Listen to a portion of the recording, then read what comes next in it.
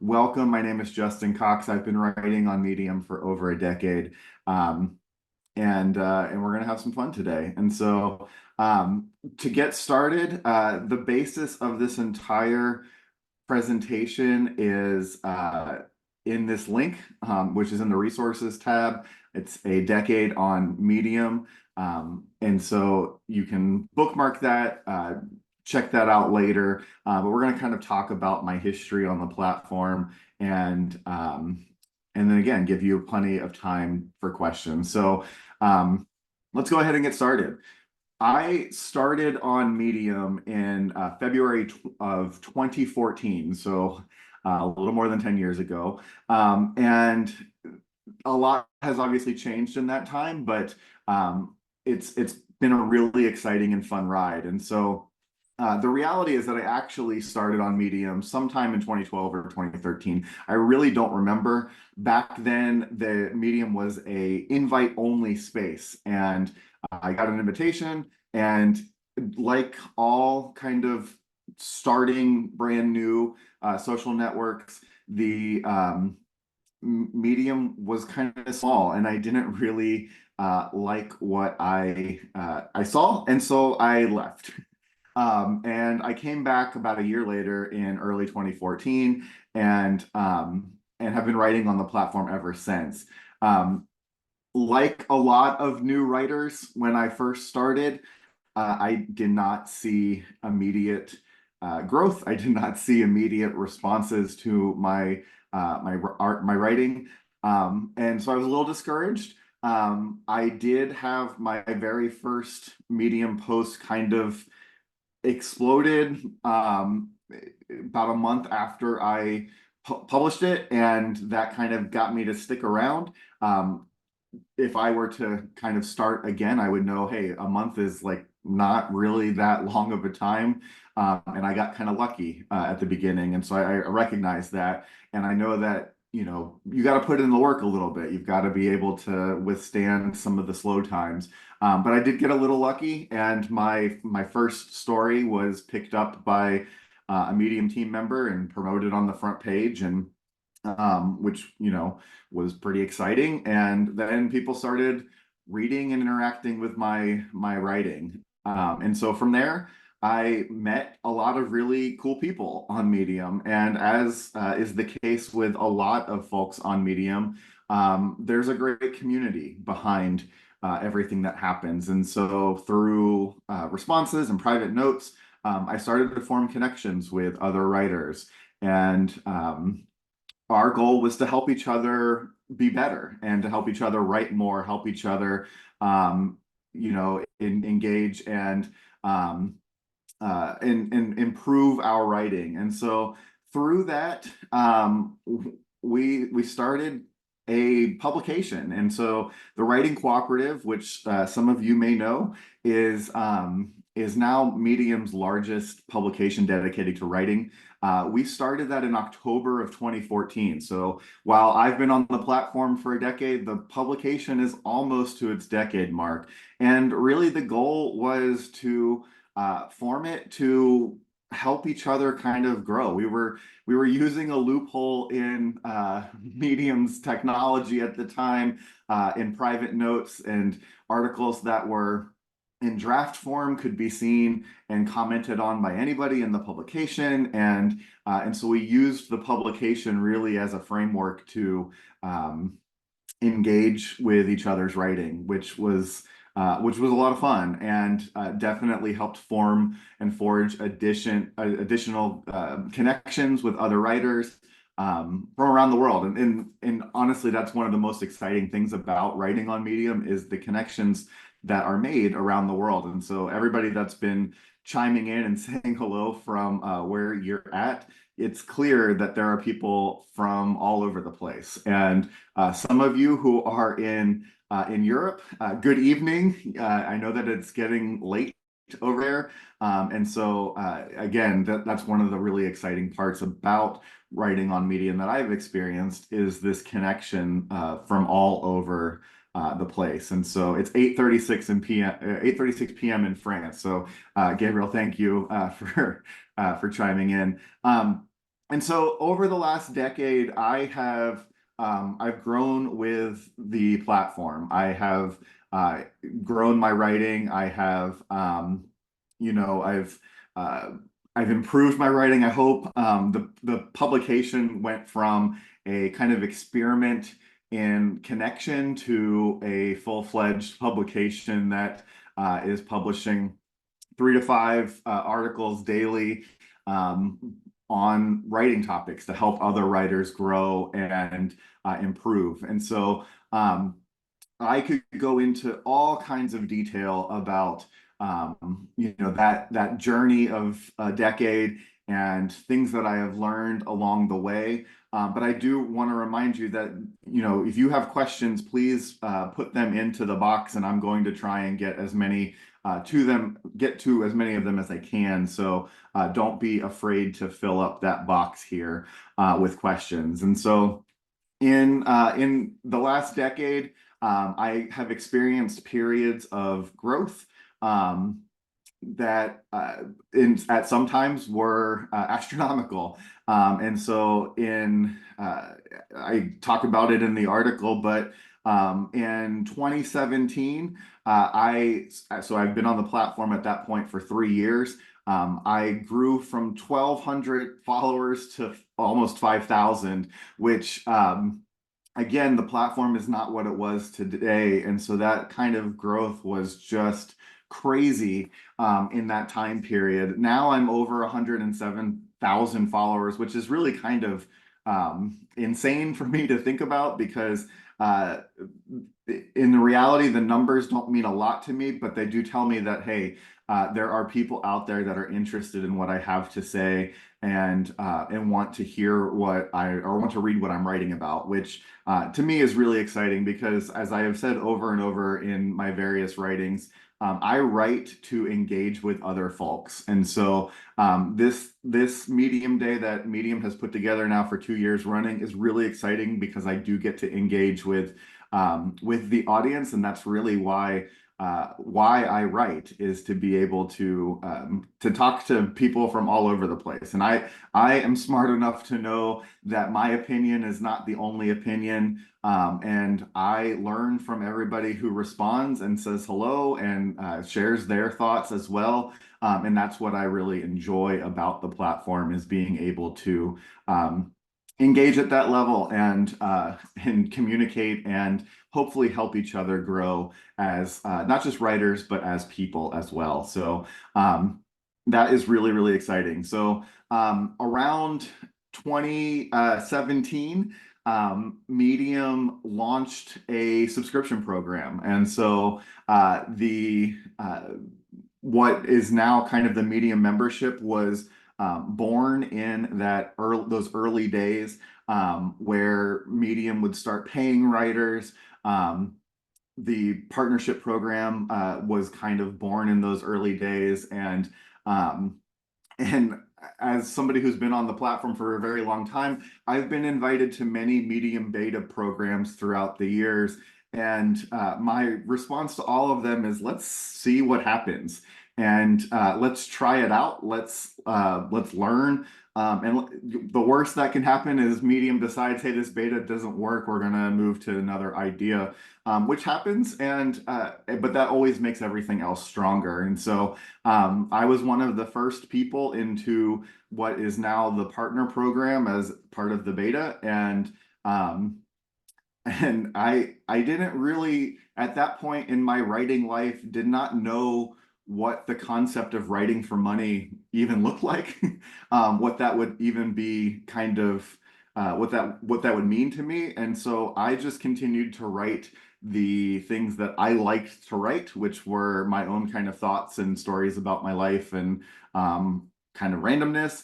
And it kind of worked for me, and that's kind of been my writing MO, if you will, for my entire time on the platform is just try to be authentically me, try to share my take on the world, my take on writing in particular, and on creativity, and hopefully it resonates with folks. And so It's been quite a journey. And like I said, the resources tab, there is the link to that link that or that story on Medium, so you can read the whole journey. But I do want to make sure that I have time um, for questions. So I'm gonna dip into the Q&A tab and and see what we got. So the very first question that's on my tab is to niche or not to niche, um, which I mean,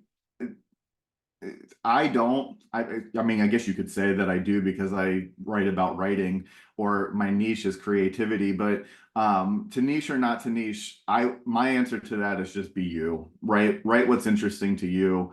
Write write what you know about. Write what you find interesting, exciting, and how you can share that with others. If that means that you niche into something, great.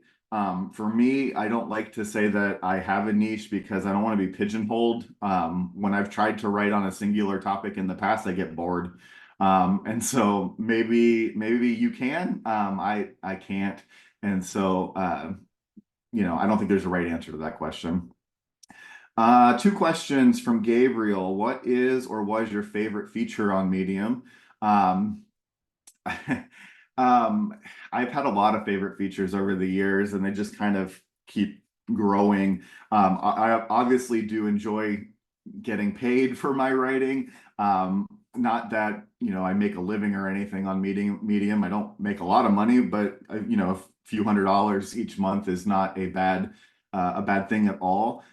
So that's a great feature. But I think my favorite was what started the writing cooperative, which was um, and whether it was a feature or a bug, I don't know. I can let the medium tech people answer that. But where we were able to read each other's private notes and actually engage with each other and comment on each other's private notes back in the day was just a hell of a lot of fun.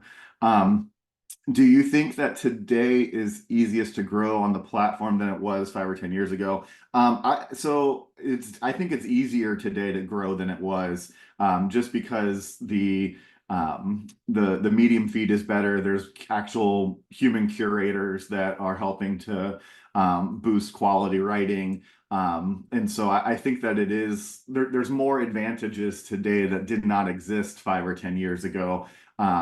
And so the platform has grown just as my own writing has grown. And I think that today folks have a little bit better shot just because of the various tools that are in place that did not exist back then. Um, Kathleen says, "You've been on Medium for so long. I'm just wondering how long the average writer sticks around." I don't know. I've definitely seen folks come and go over the years, and where they go to doesn't always mean they go somewhere else. Sometimes people just stop writing, or sharing with the world. Life happens, and time changes, and that kind of thing. And so there's a lot of writers that I interact with that have been around for quite some time. There's not a lot of us that I interact with that have been around the whole decade, but there are a few. And so as far as how long the average writer sticks around, I'd hope they stick around, as long as they possibly can, as long as they're comfortable writing and sharing with the world. It definitely makes things more interesting. Um, are you writing about writing online topics only published by, or I'm sorry, Jocelyn says, are writing about writing online topics only published by network on Medium? I'm not entirely sure what that means, but writing about writing is a popular topic on Medium. That's obviously what I publish in the writing cooperative is all about writing. I tend to stay away from um, any articles about like how to make money quickly as a writer because I don't think that benefits anybody most of the time. I think it's more for the benefit of the writer than for the reader. And so all of the writing that is published in the writing cooperative is focused on helping other writers grow, and learning from people's individual experience. And so that's the kind of writing that resonates with me. Really interesting personal perspectives on writing. Anonymous says, "Is there a way for writers to get feedback on drafts now, as you did in the early days? is it only available for editors or publications? So there is no built-in to Medium tool for editing outside of publication editors reading. Now, you can share a draft link with your friends before it's published, and they can look at it and leave private notes. So there is that, but in terms of actually getting feedback or an editor to look at it, that is, to my knowledge, exclusive to publication submissions at this point. And not all publications actually take an editor's eye to articles. And so just know that not all publications on Medium are created equally. It really is dependent upon who is editing and who is running that publication. And so if you're looking for that level of editing, it's going to be kind of dependent upon what type of writing you do and where you're submitting. Yvette says, when you write, how do you stay out of your head regarding your point of view, how others may accept it or disagree with it, or et cetera? Great question. I think that like a lot of writers, it's really hard to stay out of your head. Writing is kind of, something that you stick with, and the thoughts, at least for me, stick in my head, and I tend to pre-write everything in my head before it actually makes it to the screen. And so, for example, I've been working on something in my head for a couple of weeks now, trying to get the components just right before I even sit down to start typing or even outlining, for that matter. And so I think that helps with my point of view. I don't think there's a right or wrong way here, because everybody is built differently. Everybody has different strengths and different capacities. And so I just try to stay, authentic to me, and making sure that my voice is true and that I'm not like trying to be something that I'm not. And I think that's how that's what works for me. And that's, I think, why I kind of work through the ideas in my head before I even get them onto the screen. Mary says, you mentioned that the number of followers didn't mean a lot to you, or don't mean a lot to you. That's great to hear, but how do we trust those numbers? I'm thinking that a majority of the ones who created my stats are the one-timers or off the platform entirely. I mean, that's, with any kind of social or platform online where there are following or subscribers or whatever it is, people are subscribing to you or following you in that moment that they are connecting, and whether they stick around on the platform or not, I mean, that is what it is. And so that's why I don't put a lot of stock into the numbers personally. It's exciting. I'm not going to lie that there's over 100,000 people that have followed me. But at any given point, like, I know that 100,000 people are not going to read what I'm writing. It's going to be a percentage of that, and I'm okay with that, because if I am able to connect with somebody who then responds and shares their thought or their opinion on the topic, then to me, that's what is exciting about writing. And so yeah, I mean, people come and go on any social platform or any platform with subscriptions or metrics. And so you just kind of have to take all those numbers with a little bit of a grain of salt. In our minds, we like to see the bigger the number is, the more impressive it looks. But the reality is that, again, people do come and go, and that is kind of the reality. Anonymous says, with your decade of writing, how have you pushed past your writing fears and doubts? Great question. You know, I've actually written a book called Right Now. It's linked on my Medium page, and there's an entire section of that book about pushing past the things that get in our way, which is oftentimes ourselves, our own doubts and fears, and all of that. We just have to realize that oftentimes it is just us getting in our own way. And um, sharing writing in particular can be a really vulnerable experience because we're sharing ourselves with the world.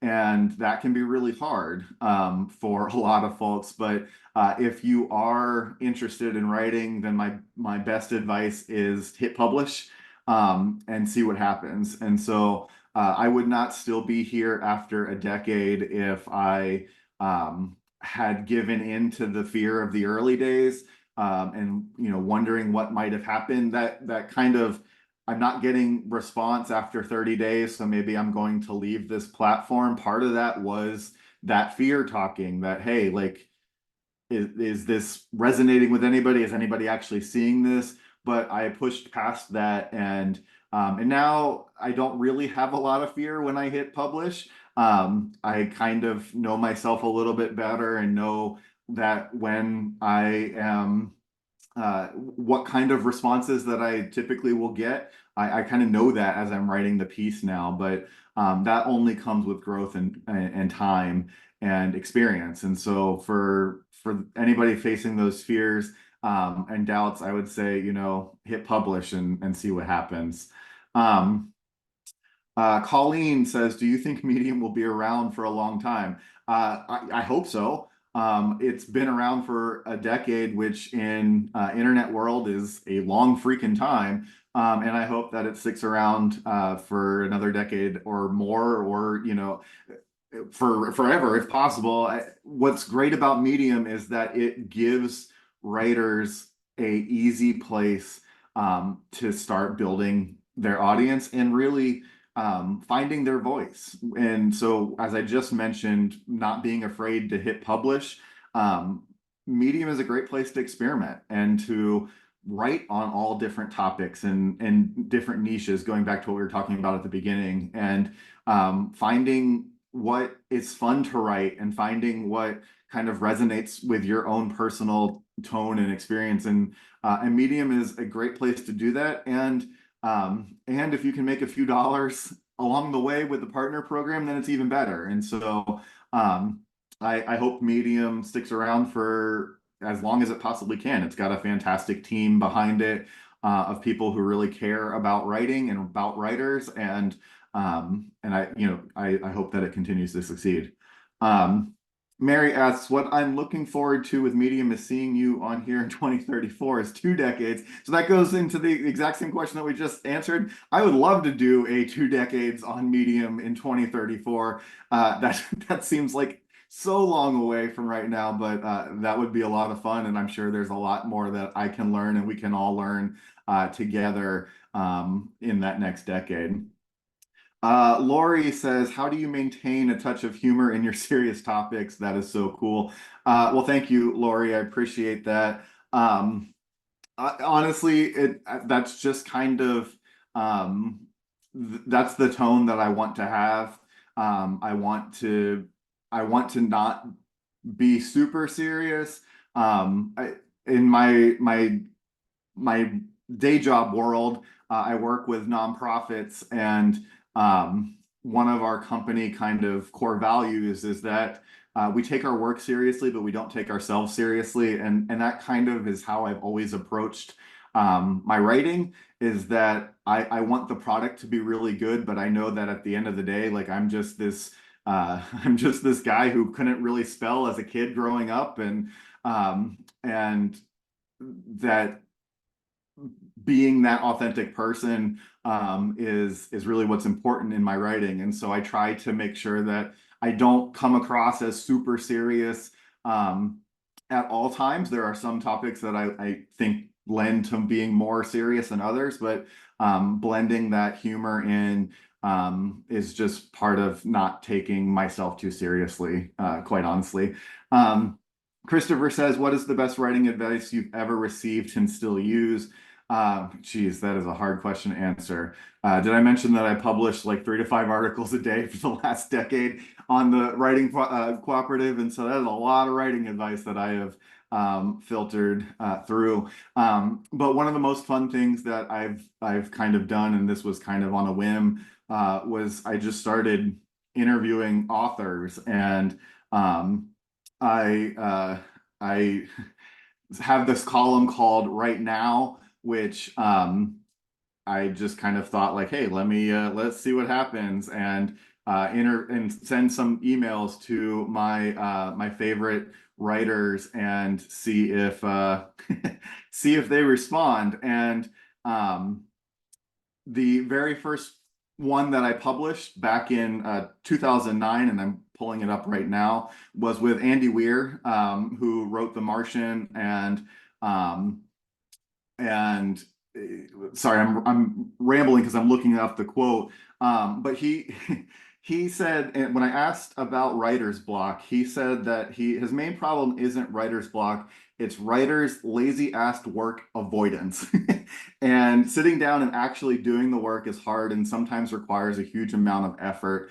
And I think that's probably the best writing advice that I've ever seen.